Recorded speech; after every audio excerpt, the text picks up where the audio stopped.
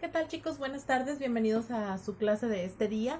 Y bueno, pues la semana pasada hemos estado ya comenzando a ver temas que nos van a servir a lo largo de nuestra materia de taller de lectura y redacción. Y bueno, vimos lo que es la lectura, su proceso, eh, las etapas de la comprensión lectora, las estrategias y el tipo de lectura, los errores que cometemos y los beneficios de tener una buena velocidad lectora. Hoy vamos a comenzar un tema nuevo que se llama textos informativos periodísticos, ¿ok? Y vamos a ver varios puntos de estos textos que nos van a servir a lo largo no nada más de nuestra carrera de estudiante, sino también en nuestra vida diaria, en nuestros ejercicios cotidianos y a lo mejor algunos de ustedes en sus ejercicios laborales, ¿no?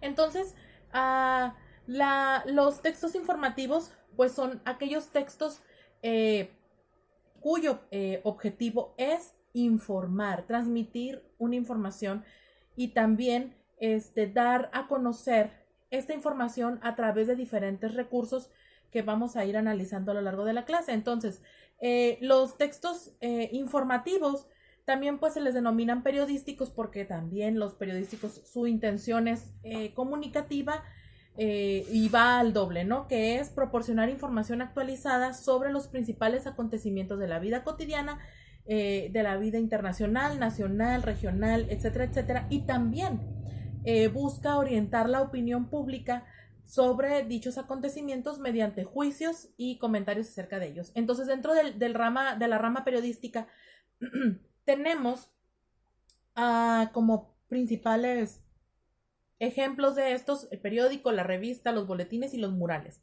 ¿no? Y puede haber otro tipo de textos como las biografías, autobiografías, manuales de usuario, instructivos, textos históricos, columnas, entrevistas, muchísimos más. También vamos a ver el diccionario como un texto informativo, puesto que obviamente nos ayuda en cuanto a nuestro trabajo académico. Y también vamos a ver algunos otros ejemplos que tengo por ahí preparados para ustedes. Entonces, bueno, lo primero que tenemos que hacer es comprender cómo analizar un texto informativo. Ahora, los textos informativos, lo primero que necesitamos hacer es elaborar una ficha bibliográfica, es decir, dentro de esta ficha bibliográfica es reconocer quién es el autor, cuál es su clasificación, qué tipo de texto es, en qué año se redactó, se hizo, etcétera, etcétera. Vale la pena hacerlo porque así nos va a ayudar a hacer un análisis más profundo. Ahora, otro aspecto del análisis de los textos periodísticos informativos es que debemos de tener una idea de qué es exactamente la información que necesitamos. Estos textos tienen la característica de que son muy variados.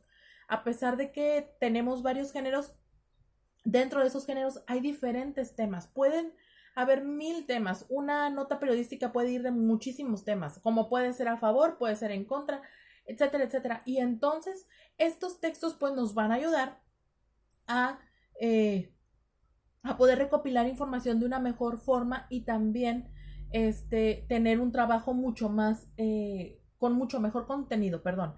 Ahora, ¿qué incluimos dentro de un análisis de un texto periodístico o informativo?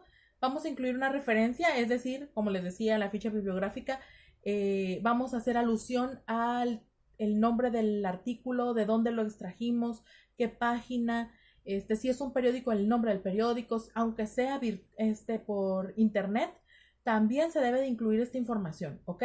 Vamos a incluir el nombre de la persona que está elaborando este trabajo, una introducción, en esa introducción vas a hablar sobre, no sé, quise hacer un análisis de ese texto por tal motivo, me pareció interesante, es un tema que está actualizado, etcétera, etcétera.